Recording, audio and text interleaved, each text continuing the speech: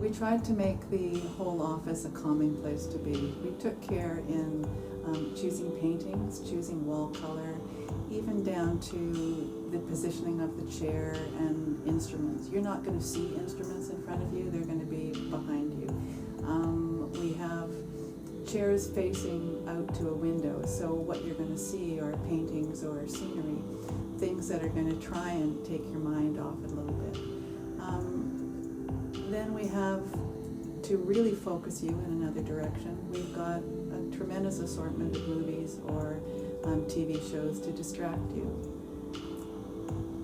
I think you will find that all the people involved in your visit here are going to be people who are going to listen to you. If you are really anxious, we're going to take time with you. If you have questions, we're going to listen to them and try and find the answers to them. I would hope that you would never be in a position where you felt we weren't listening to you, because we really try hard to do that. My hygienist, Gay, is somebody who really takes time to be gentle and to care for you. And I think anybody who has had her clean their teeth raves about her. As far as my assistant, Anita, everybody is always talking about how at ease she makes them feel, even from a hand on the shoulder, to listening to their complaints. Sometimes patients won't want to bring a complaint up to me or an issue that is bothering them, but Anita will be able to find out what it is without them feeling agitated or anxious about it. She just will put you at ease.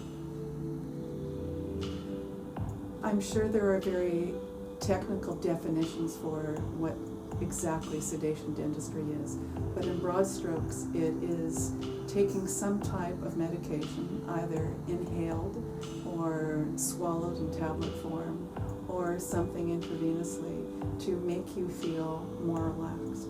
There are a lot of different levels of how relaxed you can be, from having nitrous oxide, which is commonly called laughing gas, but you're not going to start laughing.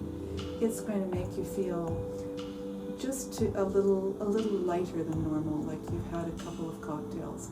It isn't trying to put you to sleep, it's just going to take the edge off. Then there are different types of oral medication, tablet form. Depends on which one we use, will put you in a different level of sedation. You're never going to be completely asleep, although if somebody was looking at you, they would think you were asleep.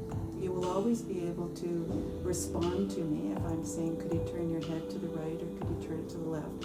You will do that. You could even tell us if you had to go to the washroom and we can help you with that. But you won't really care about what is going on around you. Oh, there's so many people who can benefit from it.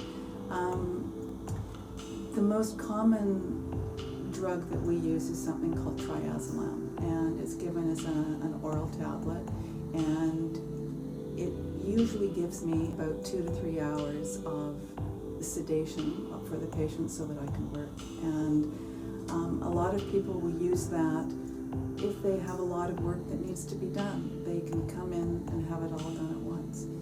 Another thing would be somebody who has a gag reflex, and they've always found that having dental instruments in their mouth is troublesome for them. Another one would be somebody who can't get numb, and for whatever the scientific reason, it seems that if you are relaxed and sedated, local anesthetic or freezing works better on you.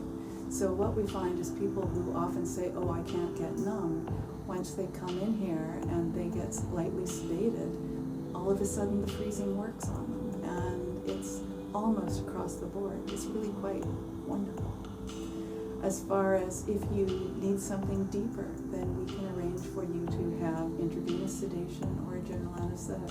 In that case, we bring in an anesthetist, and so that you will have wonderful care. You're going to be completely monitored, and he will be in charge of administering the drugs to you. It's a very safe way to do it, and we do that on both children and adults.